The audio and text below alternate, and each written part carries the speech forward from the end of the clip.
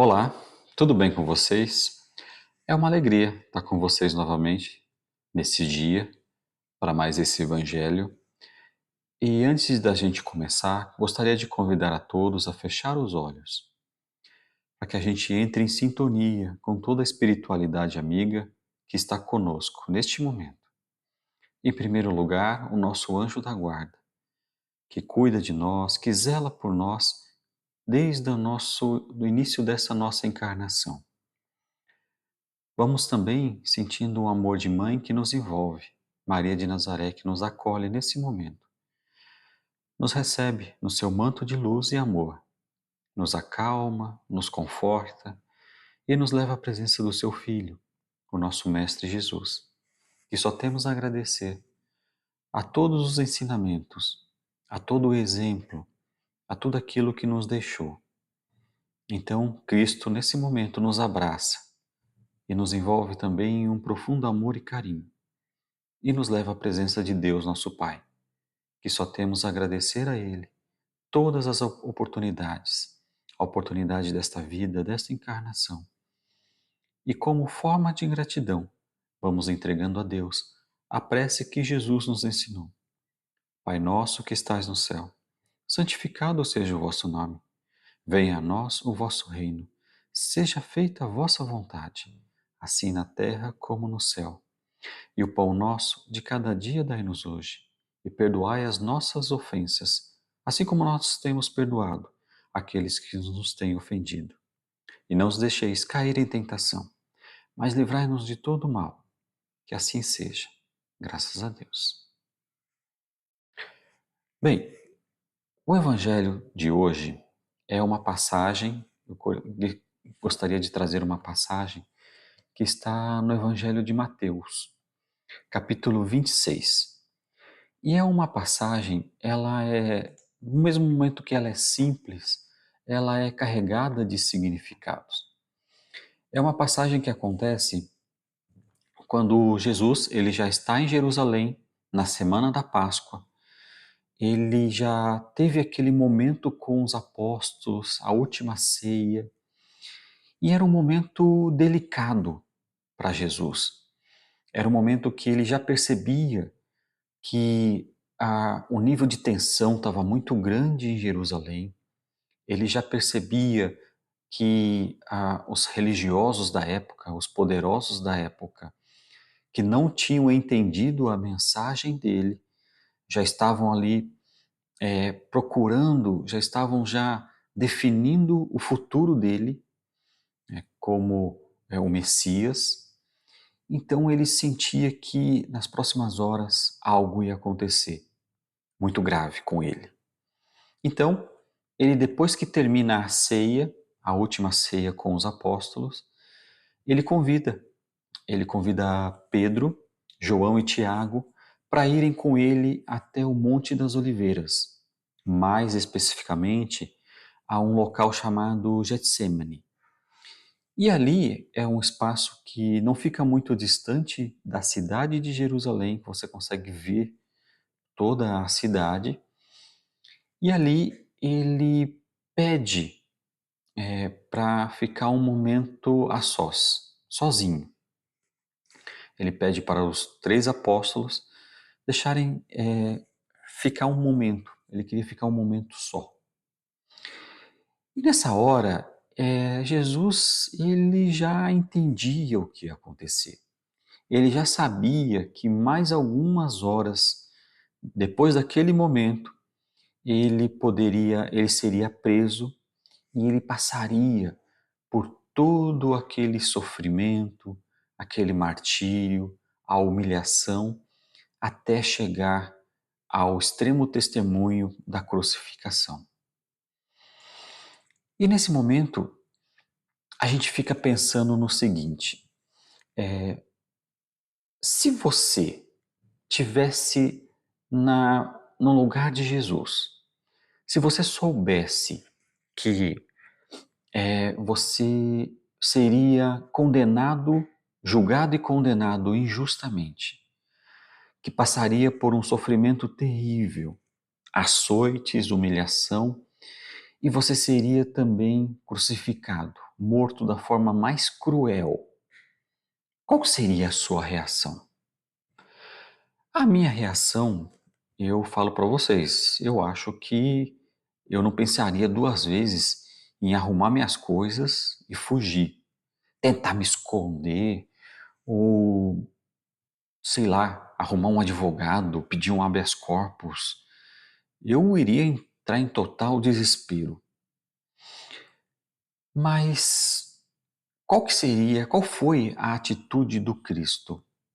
A atitude do Cristo, ela foi de um exemplo muito grande. Ele, nesse momento, ele pede, como eu disse, ele pede para ficar um pouquinho a sós. Ele pede para ficar um pouquinho isolado. Para quê? Ele vai se recolher e ele vai fazer uma oração, uma prece a Deus. Então, Jesus toma a atitude, uma atitude totalmente diferente de nós. Nós que também passamos pelos nossos problemas, mas nunca de um tamanho de um problema como o Cristo estava passando naquele momento. E ele, naquele momento, ele toma a atitude de, ele não entra em desespero, ele vai se recolher e vai fazer uma oração para Deus. E a gente não dá a devida importância para a oração, para a prece. A gente não dá essa importância porque a maioria de nós, e eu me coloco, né, também, a gente não entende direito, né, como no meu caso, eu não entendia direito como a prece, como a oração funcionava. E vem a doutrina espírita e vem trazer essas informações para a gente. A doutrina espírita nos explica que a prece, a oração, ela funciona de uma maneira muito interessante. Às vezes a gente fica pensando, como que Deus vai ouvir a minha prece? Como os espíritos de luz vão ouvir a minha prece? Como a minha prece, o que eu estou pedindo, a minha vibração vai chegar até uma pessoa na qual eu sei que está precisando daquilo. Então a doutrina espírita nos explica, nos ensina que todos nós estamos envolvidos por um tipo de fluido. É um fluido que a gente não consegue perceber, é imperceptível a todos nós, e esse fluido é emanado por Deus. Então esse fluido, ele ocupa todo o espaço do universo. Tudo aquilo que existe no universo fica imerso nesse fluido que é produzido, que é emanado por Deus. Então todos nós somos como peixes mergulhados nesse fluido produzido por Deus. E aí o que acontece? Esse fluido, ele tem algumas particularidades. Ele, por exemplo, ele é sensível ao nosso pensamento. Então, quando nós emitimos um pensamento, é, é como se a gente emitisse, formasse ondas nesse fluido, né? E da mesma forma que quando a gente joga uma pedra na superfície de um lago e começa a formar aquelas ondas, o nosso pensamento ele se irradia da mesma forma nesse fluido. Esse fluido tem uma outra particularidade. Ele é sensível à qualidade do pensamento que a gente emite. Então, dependendo do tipo de pensamento que a gente emite, ele deixa impresso nesse fluido, nessa vibração, as características desse pensamento. Então, se nós temos pensamentos bons, positivos, se desejamos bem a uma pessoa, se pedimos algo a Deus, se a gente na prece, a gente verdadeiramente emite pensamentos de ligação a Deus, automaticamente nós estamos ligados a esse pensamento, a Deus, a espiritualidade. Mas, por outro lado também, se nós temos pensamentos negativos, nós também vamos imprimir nesse fluido essas características negativas. Aí nós já temos uma ideia da nossa responsabilidade com relação aos nossos pensamentos. Mas como de fato a gente entende então como a prece ela funciona, como que ela acontece, mas qual que verdadeiramente seria a função da prece? Qual que é a função da oração? Voltando à passagem no Evangelho, no capítulo 26 de Mateus, diz que Jesus, ele naquele momento, ele se recolheu e foi fazer uma oração a Deus. E nessa oração, ele diz uma frase que acho que a maioria de nós já ouviu. Ele se ajoelha e diz assim: Pai, se quiser, se for possível, afasta de mim esse cálice, mas que não seja feita a minha vontade, mas a tua. Nessa prece de Jesus, nessa oração a Deus que Jesus fez, é claro que Jesus ele coloca dois pontos básicos. Primeiro, é uma oração que ele evidencia que Deus é o Senhor do nosso destino. Ele se coloca naquele momento, né, como Deus realmente, aquele ser supremo, que ele está acima de todos nós. É um ato de louvor, é um ato de adoração que Jesus está fazendo. Ele se coloca na postura, no local, no lugar de realmente de uma criatura, de um filho, que se coloca à disposição do Pai. E sabendo que o Pai quer sempre o melhor para o seu filho. Então é um ato de louvor e adoração. Mas também Jesus pede, ele nessa prece, nessa oração, ele pede a Deus para que afaste dele aquele cálice, aquela situação que ia acontecer, mas deixando claro que a vontade dele prevalecesse. Então, o livro dos Espíritos, ele tem uma pergunta que a espiritualidade responde exatamente qual que é a função da prece. E os Espíritos dizem assim, que a prece, ela realmente é um ato de adoração. Que quando a gente faz a prece, a gente tem a condição de pensar em Deus, se aproximar mais de Deus, se colocar em comunicação com Deus. E pela prece, a gente tem a condição também de fazer três coisas: de louvar, de pedir, como Jesus fez, mas também de agradecer a Deus. E é interessante, sabe o quê? Que nessa passagem, quando Jesus faz essa oração, diz a próprio Evangelho que neste momento um anjo apareceu é um anjo que apareceu e fortalecia o Cristo. Olha só, como a prece é importante. Nenhum espírito, nenhum ser, nenhuma criatura de Deus é desamparada. Naquele momento, Jesus, aquele ser mais perfeito que pisou na Terra, aquele que a gente sabe que é o governador do nosso planeta, ele pede auxílio a Deus. E o que acontece? Um espírito ali aparece, fortalecendo o Cristo naquele momento.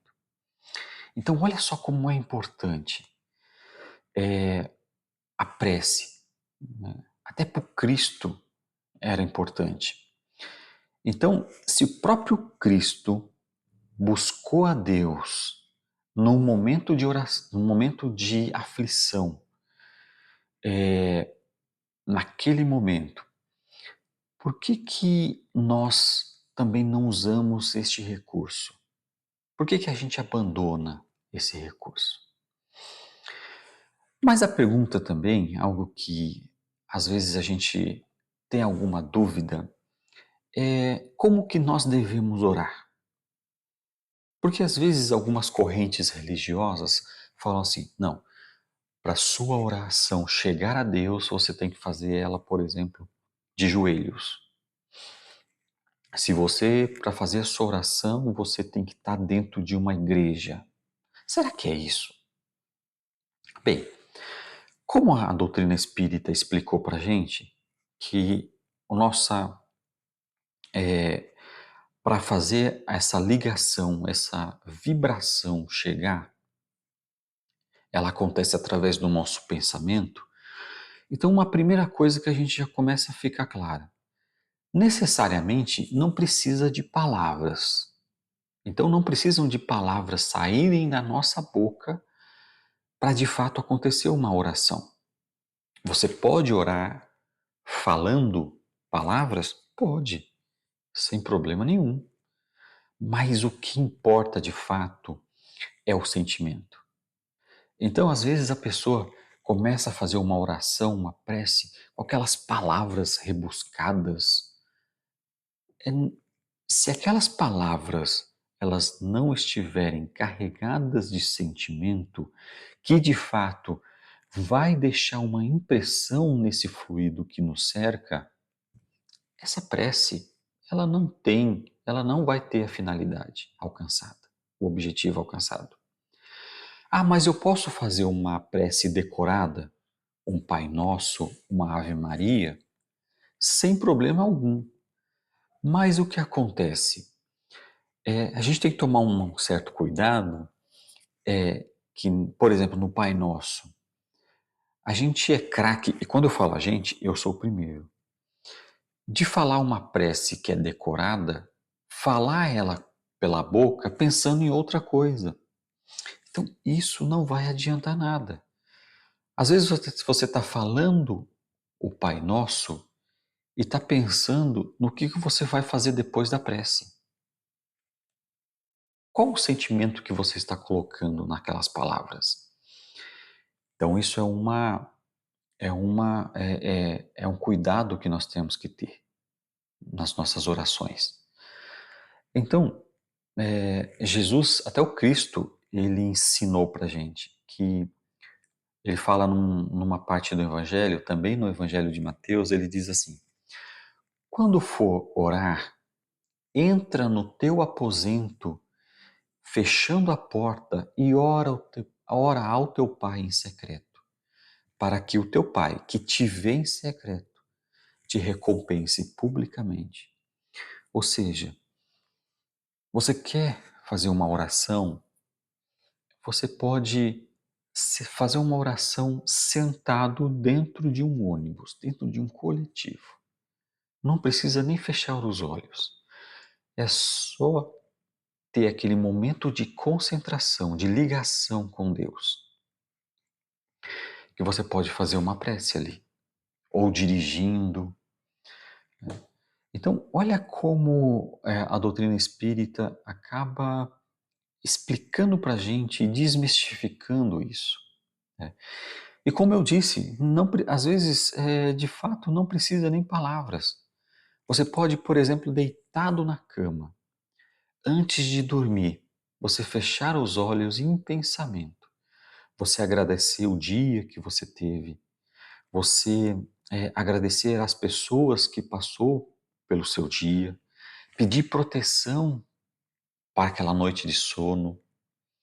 Quando você acordar de manhã, também deitado na cama. Quando você começa a despertar, também você fecha o olho um pouquinho e agradece a Deus por mais um dia que está começando. Pede proteção para você para aquele dia. Pede também direcionamento para as decisões que você vai tomar. Então, Tudo isso carregado de sentimento.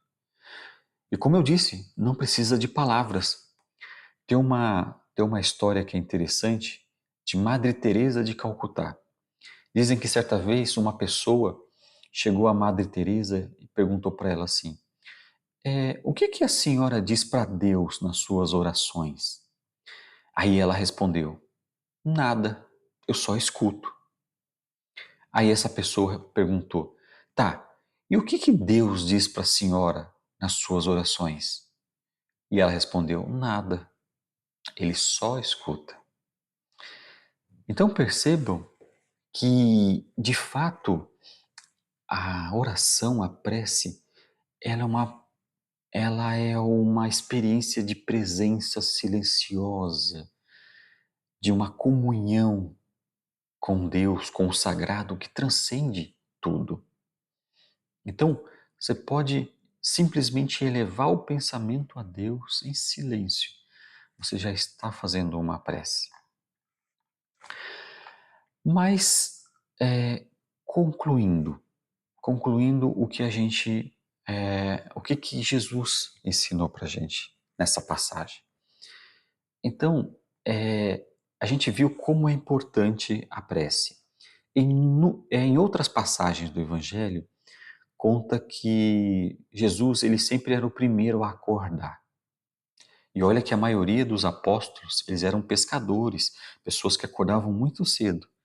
Mas quando eles levantavam, Cristo já estava de pé. E ele já estava fazendo as suas orações. Então, que a gente também possa seguir o exemplo do Cristo com relação a essa disciplina nas nossas orações. E eu tenho certeza que depois dessa assistência espiritual, eu tenho certeza que todos nós, a gente vai sair um pouquinho melhor dessa assistência. A gente vai sair mais sereno, mais tranquilos. Mas o grande desafio é a gente conseguir manter essa vibração. É a gente conseguir manter esse padrão vibratório. É a gente conseguir, nas nossas atividades diárias, no trabalho, em casa, no trânsito, a gente conseguir manter essa tranquilidade e essa paz interior.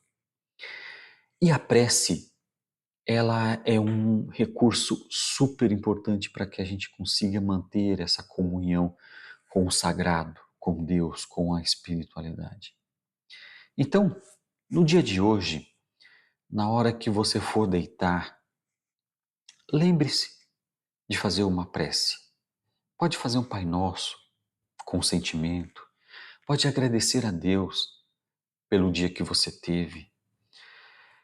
Use também a prece naqueles momentos onde você também, como Cristo, como da mesma forma que aconteceu com Jesus, você sentir que uma ameaça está perto de você, você sentir o coração angustiado, você sentir sem direção, você se sentir com o coração aflito.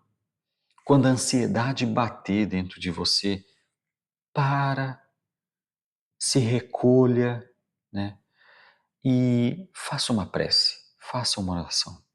E nessa oração, peça paciência, peça força, peça direcionamento. E com certeza, da mesma forma que aconteceu com Jesus, que naquele momento da oração dele, um anjo apareceu que fortalecia o Cristo, com certeza nós também vamos ser amparados pela espiritualidade.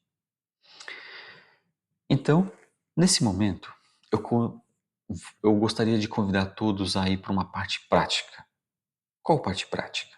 Fazer uma prece de encerramento e uma prece que a gente possa fazer um ato de amor e caridade aos nossos irmãos em sofrimento. Então, se você puder, feche os seus olhos e vamos respirando profundamente, pedindo que toda a espiritualidade amiga conosco possa, junto de nós, doar todo o sentimento mais puro e verdadeiro, a todos os nossos irmãos em sofrimento, aqueles que estão abandonados nas ruas, abandonados nos seus próprios lares. Vamos vibrando e doando intensamente os melhores sentimentos àquelas pessoas hoje que estão abandonadas nas casas de repouso, nas clínicas psiquiátricas, as crianças abandonadas nos orfanatos. Vamos vibrando intensamente as pessoas que estão acamadas nos hospitais. Vamos também vibrando intensamente a alguma pessoa que você sabe que está passando por algum problema grave, que ela possa receber nesse momento todo o amparo e auxílio desse amor que estamos vibrando agora. Vamos pedindo também aos nossos familiares, aos nossos amigos, todos aqueles que são do nosso círculo familiar. E vamos pedindo também por nós mesmos, que essa luz que estamos doando possa voltar a nós e também renovar em nós a nossa fé, esperança e força para seguir nessa jornada de evolução. E assim vamos agradecendo a Jesus por todo o amparo, por todos os ensinamentos e principalmente a Deus por essa oportunidade de estarmos aqui em evolução. Muito obrigado, Pai, que assim seja. Graças a Deus. Muita paz e muita luz a todos.